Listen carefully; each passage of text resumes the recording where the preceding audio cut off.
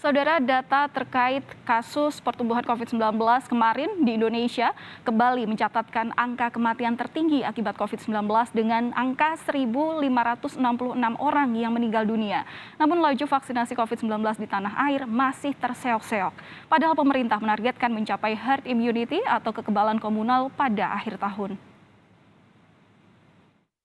Setelah berturut-turut mencatat angka tertinggi 3 kali dalam sepekan, kemarin Indonesia untuk keempat kalinya kembali mencatat angka kematian tertinggi akibat COVID-19.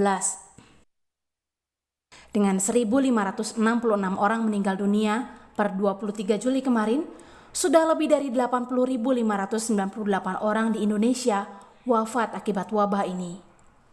Selain disiplin protokol kesehatan, salah satu upaya untuk menekan angka kematian adalah dengan vaksinasi. Namun antusiasme masyarakat untuk mendapat vaksin di sejumlah daerah sayangnya tak diimbangi dengan stok vaksin yang memadai. Sejumlah daerah menjerit karena stok vaksin kurang, sementara masyarakat ingin segera divaksinasi. Di Provinsi Riau, stok vaksin yang ada hanya 40.000 dosis, dan itu harus dibagi ke 12 kabupaten dan kota di Riau. Pemerintah Provinsi Riau pun terpaksa harus memprioritaskan stok vaksin ke daerah dengan penularan COVID-19 yang tinggi, seperti Kota Pekanbaru.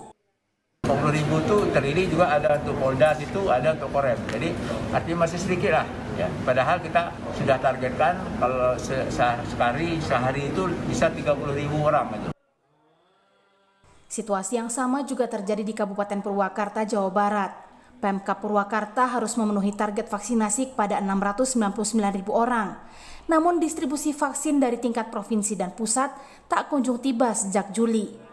Vaksinasi massal pun dilakukan dengan pasokan vaksin dari TNI.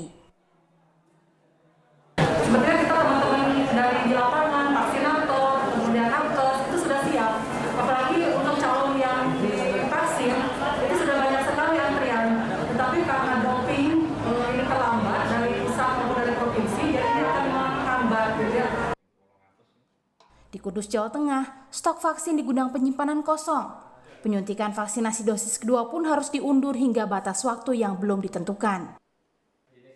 Stok kami di gudang itu sudah kosong, tapi di beberapa vaskes memang masih ada stok walaupun tinggal sedikit.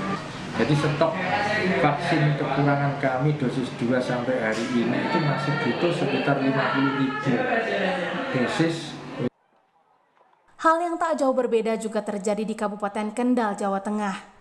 Stok vaksin yang ada di Dinas Kesehatan Kabupaten Kendal sudah habis terpakai dalam vaksinasi massal di beberapa titik. Program percepatan vaksinasi lewat vaksinasi massal pun harus tertunda hingga stok vaksin tiba. Sementara di daerah distribusi vaksin tak merata, di ibu kota Jakarta, upaya mempercepat vaksinasi massal dilakukan dengan sistem jemput bola, seperti di permukiman padat penduduk di kawasan Lenteng Agung, Jakarta Selatan.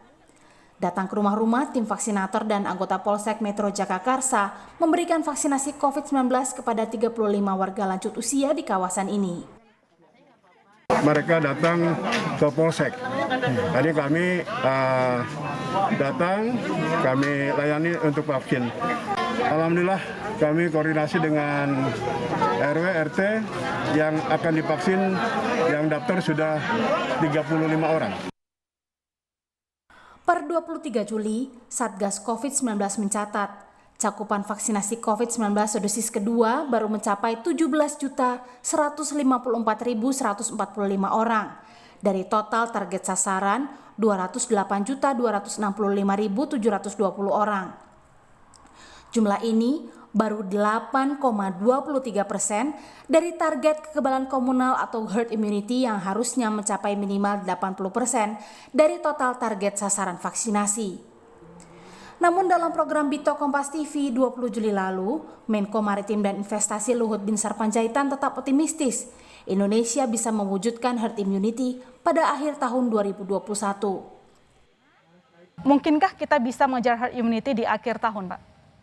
Ya kalau saya pikir sih mestinya bisa. Kalau seperti Jakarta dengan Bali, theoretically kita bisa herd immunity mungkin September bisa.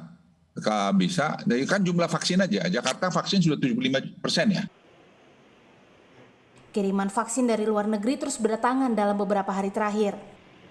Namun pemerintah harus memastikan distribusinya cepat dan merata ke seluruh daerah. Karena vaksinasi dan mendapat pelayanan medis yang memadai adalah hak setiap orang. Tim Liputan, Kompas TV.